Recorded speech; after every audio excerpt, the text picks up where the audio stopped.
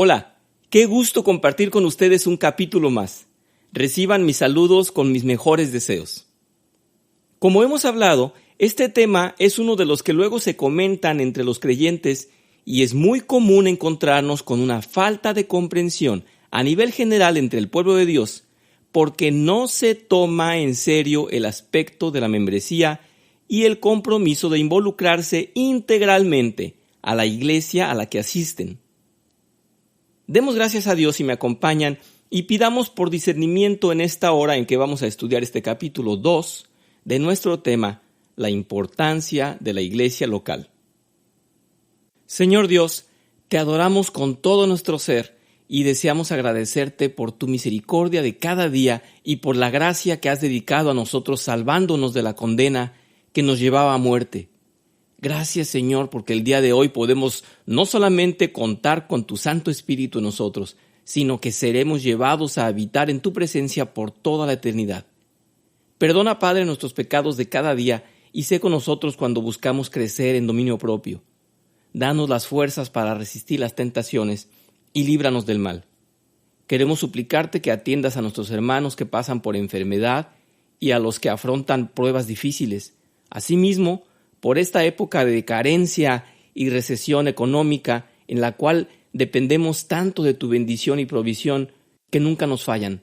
Señor, te pedimos esto en el nombre bendito de Jesucristo. Amén. Les quiero comentar las inquietudes que algunos de ustedes mostraron con referencia a lo que he dicho en la clase pasada respecto a lo que debemos esperar de la congregación de la cual somos parte. Cierto es que la iglesia debe de estar dispuesta a escucharnos y a atendernos en las necesidades y situaciones que enfrentamos, pues somos parte de un mismo cuerpo y los miembros no pueden estar ajenos al dolor y el sufrimiento de los otros miembros. Sí, es totalmente correcto que la iglesia se ocupe de atender a los hermanos en sus peticiones y tribulaciones. Por otra parte, no olvidemos que tal tarea de la iglesia de atender y escuchar a los miembros está destinada no solamente al pastor. La autoridad de la iglesia se compone de un grupo pequeño de dirigentes a los cuales puede llamarse consejo eclesiástico, el liderazgo, el consistorio, etc. La iglesia debe contar con ancianos, diáconos y encargados de ministerios, los cuales, primero que nada y antes de que se les asigne la consigna de algún cargo, deben de contar con preparación bíblica y tener concordancia en la doctrina que se sigue y se aplica en esa congregación. Ellos, según las Escrituras, deben estar capacitados para impartir clases y responder a dudas en cuanto al Evangelio y en todo lo bíblico. Estos hermanos están asignados para ser siervos y vigilar las necesidades de los congregantes. Usted, hermano, puede dirigirse a un anciano o a un diácono para recibir consejo, para presentarle alguna petición de oración, etc. No es necesario que sea el pastor en persona quien le atienda. Esto, por supuesto, que dependerá de cuán relevante sea su asunto y se comprende también que habrá cosas que usted desea tratar de manera personal con él. Puede ser que así se requiera, pero en la mayoría de los casos el trabajo del pastor debe estar delegado al equipo de trabajo que está dispuesto para ello. Los ancianos y los diáconos deben de estar dispuestos y atentos a cualquier necesidad para atenderla y solamente en caso de ser necesario, el asunto pasará a ser atendido por el pastor. En el Nuevo Testamento, la palabra generalmente traducida como siervo es la palabra griega diaconeo. Y en el caso particular de la iglesia se refiere a un asistente. En el libro de los Hechos vemos utilizada por primera vez la palabra diácono, refiriéndose a los ayudantes en la iglesia. En Hechos 6, versículos del 1 al 6 dice: En aquellos días, al aumentar el número de los discípulos, se quejaron los judíos de habla griega con los de habla aramea de que sus viudas eran desatendidas en la distribución diaria de los alimentos. Así que los 12 reunieron a toda la comunidad de discípulos y les dijeron: No está bien que nosotros los apóstoles descuidemos el ministerio de la palabra de Dios para servir las mesas. Hermanos, escojan de entre ustedes a 7 hombres de buena reputación, llenos del Espíritu y de sabiduría, para encargarles esta responsabilidad. Así nosotros nos dedicaremos de lleno a la oración y al ministerio de la palabra. Esta propuesta agradó a toda la asamblea. Escogieron a Esteban, hombre lleno de fe y del Espíritu Santo, y a Felipe, a Prócoro, a Nicanor, a Timón, a Pármenas y a Nicolás, un prosélito de Antioquía. Los presentaron a los apóstoles, quienes oraron y les impusieron las manos. En la actualidad, en la iglesia bíblica, estos papeles son esencialmente los mismos. Los ancianos y los pastores deben enseñar la palabra, redarguir, reprender y exhortar con toda paciencia y doctrina. También me preguntaron acerca de si está bien o mal ir al pastor para consejería al terminar el sermón. Bueno, ya que hemos comprendido que no necesariamente se debe buscar el consejo del pastor, sino que los ancianos y diáconos pueden atender en muchos de los casos, ahora expliquemos lo siguiente. El día domingo es un día de adoración y de congregarse para la alabanza de nuestro Dios. Es un día en que Dios nos ha pedido que no atendamos cosas referentes a nuestro trabajo y nuestra vida en el mundo, sino que lo dediquemos a Él principalmente. Luego, todo lo demás pasa a ser secundario. La consejería que la iglesia debe dar puede hacerse cualquier día de la semana y, de preferencia, evitar hacerla el domingo, a fin de no desviar la atención de lo que es el culto con su liturgia y la convivencia con los hermanos al terminar.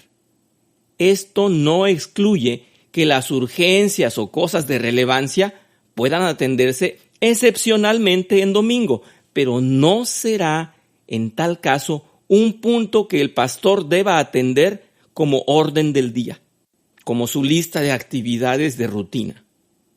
Es decir, el principal compromiso y dedicación de la iglesia es que ese día no se disturbe de congregarse en el gozo y la adoración, en escuchar la palabra de Dios, lo más importante de la celebración del culto y el deleite de las alabanzas.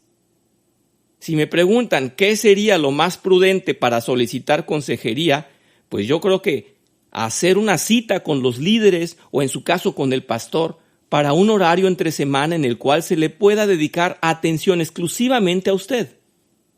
Esa es una obligación de la iglesia y por lo tanto usted como congregante sí puede esperar que se le escuche y se le atienda. Hermanos, esto es de sentido común. No hay mucho que explicar. Yo hablaba de lo incorrecto que es acaparar al pastor cada semana por la misma persona, ya que el domingo está destinado para la función que acabo de explicar. Vamos a darle continuación a la parte que hemos dejado pendiente en la clase anterior. En el capítulo pasado hemos hablado de lo que el creyente espera de una iglesia local. Hemos dicho que hay 4 puntos a considerar. El número 1, que dicha congregación sea genuinamente el cuerpo de Cristo.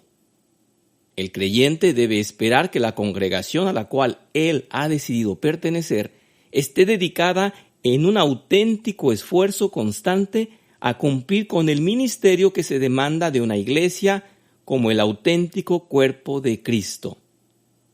Número 2. El cuerpo de la iglesia debe de amarse y cuidarse entre sí en comunión santa. Número 3. Contar con el cuidado del pastor. Una iglesia genuina cuenta con pastores y líderes pendientes de cada nuevo miembro y se acerca a ellos para recibirle y considerarlo como un nuevo creyente. Vamos ahora con el número 4. Todo miembro debe ser considerado para que, según sus capacidades y aptitudes, eventualmente participe activamente en algún ministerio. La iglesia la conforman los miembros de Dios que son como partes del cuerpo. Cada uno tiene un rol y cada rol es específico. No puede la mano hacer la tarea del ojo, o funcionar como oído, o ser intestino. Los miembros de la iglesia han de participar en algo que les sea encomendado. Por otra parte, es responsabilidad de los dirigentes de la iglesia, pastor, ancianos, diáconos, maestros, identificar los talentos y las capacidades de cada miembro antes de asignarle una tarea. En 1 de Pedro 4, del 10 al 11, cada uno ponga al servicio de los demás el don que haya recibido, administrando fielmente la gracia de Dios en sus diversas formas.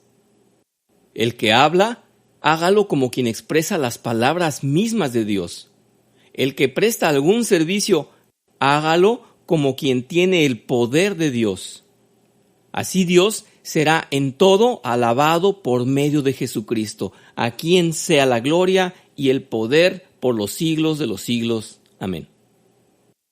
Algunas veces la persona es buena en algún área, sin embargo también requiere que se le capacite para que sus capacidades intelectuales o físicas vayan acordes a un crecimiento espiritual y conocimiento de la Biblia, para que de esa manera su participación en la iglesia sea realmente fundamentada y dirigida en el carácter y propósito santos.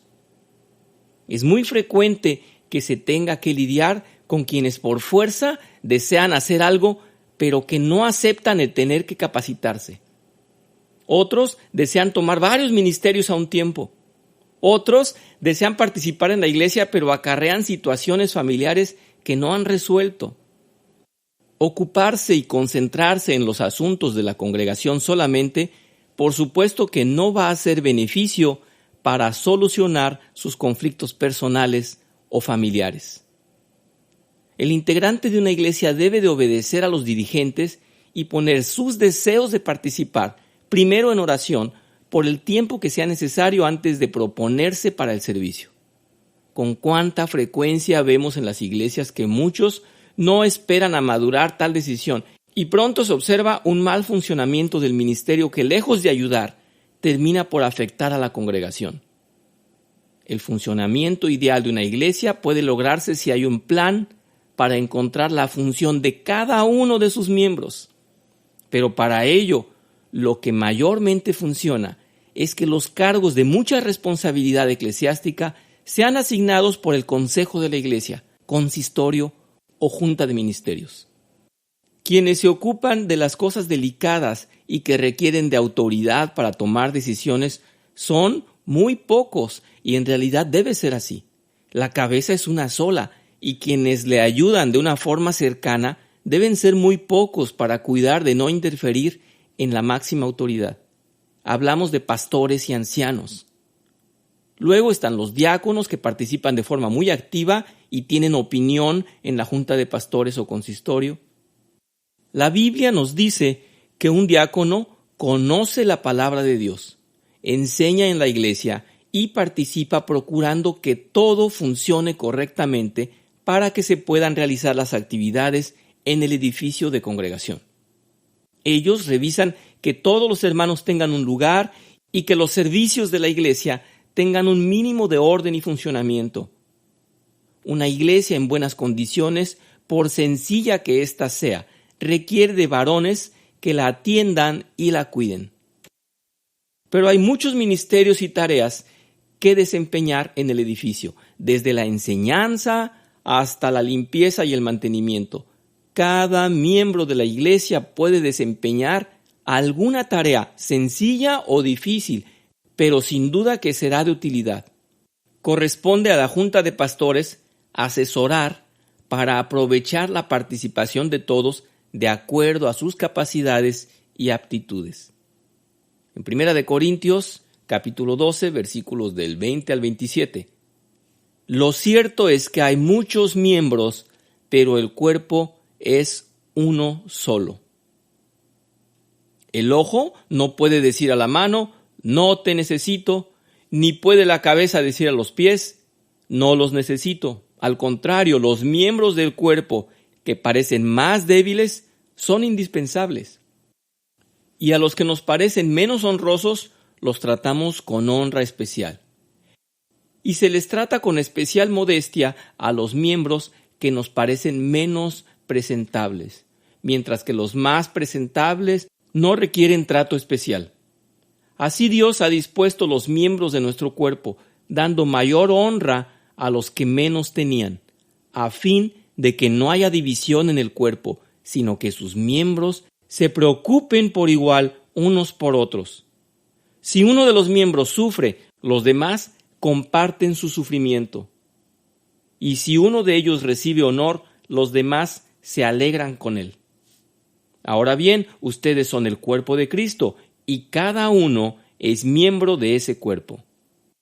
Cuando hablemos particularmente de los ministerios, abundaremos sobre el tema, pero ahora solo leeremos estos versículos para tener el contexto de la necesidad de que estemos unidos y trabajando juntos para la expansión del reino. Les invito a leer Efesios 4, versículos del 11 al 16. Y Él dio a algunos el ser apóstoles, a otros profetas, a otros evangelistas, a otros pastores y maestros, a fin de capacitar a los santos para la obra del ministerio, para la edificación del cuerpo de Cristo, hasta que todos lleguemos a la unidad de la fe y del pleno conocimiento del Hijo de Dios, a la condición de un hombre maduro a la medida de la estatura de la plenitud de Cristo. Entonces, ya no seremos como niños sacudidos por las olas y llevados de aquí para allá por todo viento de doctrina, por la astucia de los hombres, por las artimañas engañosas del error. Más bien, al hablar la verdad en amor, creceremos en todos los aspectos en aquel que es la cabeza, es decir, Cristo, de quien todo el cuerpo, estando bien ajustado y unido por la cohesión que las coyunturas proveen, conforme al funcionamiento adecuado de cada miembro, produce el crecimiento del cuerpo para su propia edificación en amor. Hasta aquí los 4 puntos que comprenden lo que debemos esperar de nuestra iglesia local. Vamos ahora a hablar de lo que la iglesia local espera de cada miembro. Número 1. Asistencia fiel. La iglesia local o la congregación espera que sus miembros asistan a todas las predicaciones de todos los domingos en el año, a menos que una causa justificada lo impida. Debe de haber un compromiso por parte del creyente que lo mantenga ligado a su congregación, como siendo parte de un mismo cuerpo, porque en realidad es parte de dicha congregación. Cuando decimos, somos la iglesia de Vida Nueva, nos referimos a todos y cada uno, así sea hombre o mujer, y desde un infante hasta un adulto de edad avanzada, pero incluimos a todos los miembros. Cuando organizamos un evento como una comida o un desayuno, cualquier convivencia, calculamos el número de participantes y establecemos un promedio porque ya sabemos que hay aquellos que por alguna razón no asisten. Y quiero decir que algunos tienen razones que justifican su no asistencia y otros no lo consideran como un compromiso, sino que depende de cómo despierten de ánimo el día domingo, decidirán si van o no. Hay muchas maneras de estimular a los hermanos para que asistan y que mantengan esa comunión unos con otros, pero tal parece que cuando se les llama la atención a manera de reclamo, sucede una de dos: o se ofenden o lo ignoran. Aunque los pastores tengan la justa responsabilidad de exhortar al pueblo de Dios para que no falten, yo en lo personal me parece que la concientización y la meditación sobre el tema ayudan a uno para despertar y comprender lo relevante y primordial que es la comunión entre los santos, sobre todo los domingos.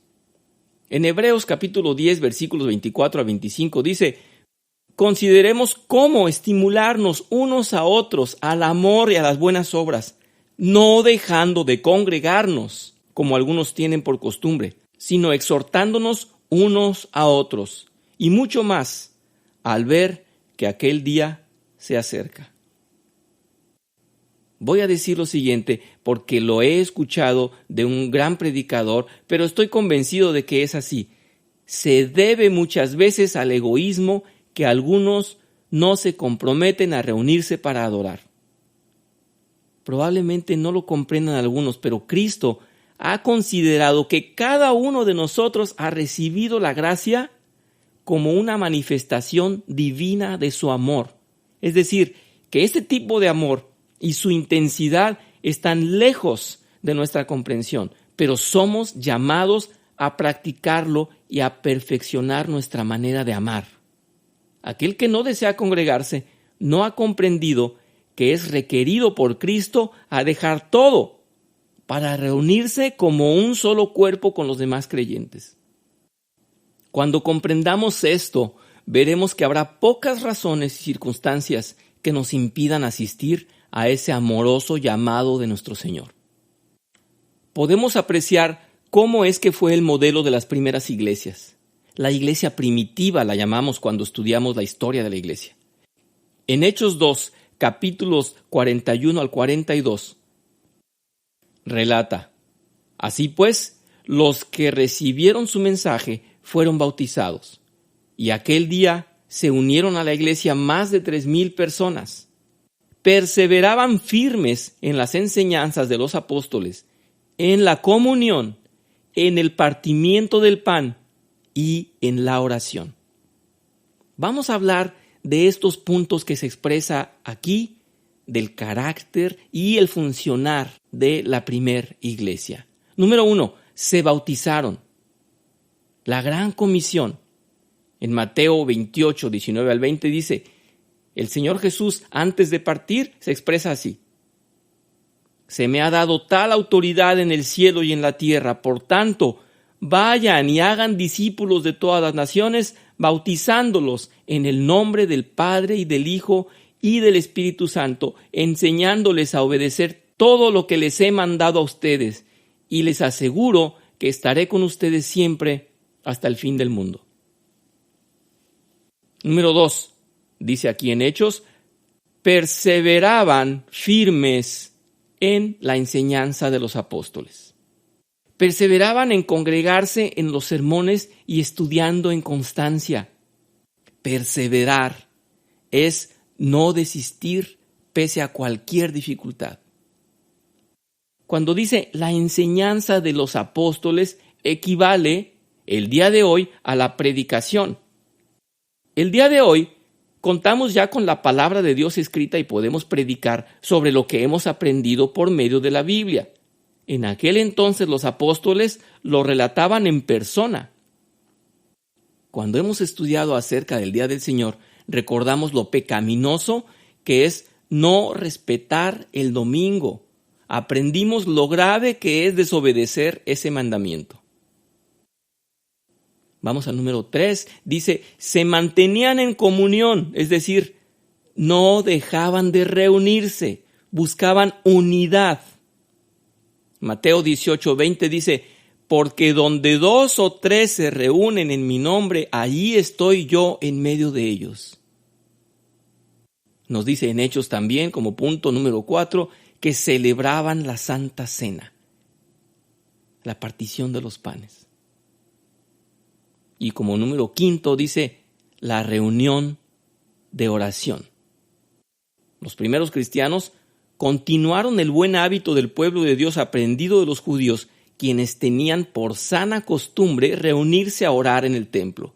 Esto debe de permanecer como práctica en las congregaciones cristianas, ya que la oración en grupo es olor fragante para nuestro Dios. Debemos de comprender que nadie puede perseverar solo en la fe. Reunirse con los demás creyentes es una necesidad porque Cristo nos ha conformado como un mismo ser. La iglesia, en la imagen que nos muestra en el libro de las Revelaciones, el Apocalipsis, es llamada la novia. Por ello, cuando Dios dictó los mandamientos, consideró justo inscribir ahí el respetar el día de reposo. Fue respetado como sabbat por el pueblo judío y más tarde, con la resurrección del Señor Jesús, vino a ser en domingo, el día del Señor. ¿Cómo es que nosotros respetamos el día del Señor? Asistiendo al culto ese día. Por ello, hemos dicho que nuestra iglesia local espera que nosotros cumplamos con ese punto. Existe una razón por la que algunos dejan de congregarse gradualmente y es que probablemente es el inicio de la apostasía. ¿Qué es la apostasía? Dar la espalda a Dios, abandonar su fe, manifestar que aunque se congregaba, no experimentó una real convicción y ahora lo demuestra apartándose del cuerpo de Cristo. Hemos sido testigos de aquellos que creíamos que eran de nosotros, pero salieron de nosotros y así discretamente dejaron de venir poco a poco. Hay que hacer un análisis personal, pero para el convertido genuino es muy difícil que soporte el no asistir. El verdadero salvo atiende a la iglesia con especial gozo y deseo de adorar. Hasta aquí el capítulo de hoy. Muchas gracias por acompañarme. Es mi deseo dejar en todos ustedes una reflexión acerca de cuánto hemos correspondido con la iglesia que nos demanda congregarnos, asistir y participar. ¿Cuántas veces decimos que no podemos asistir, pero en realidad sí podemos? ¿Cuántas veces tenemos una circunstancia muy difícil y no podemos realmente asistir? Pero debemos meditar y siempre comprender que somos llamados en amor, con el deseo de quien tanto nos amó, que murió por nosotros. Somos invitados por Cristo a reunirnos en un mismo espíritu para adorarle. Los invito a orar para despedirnos.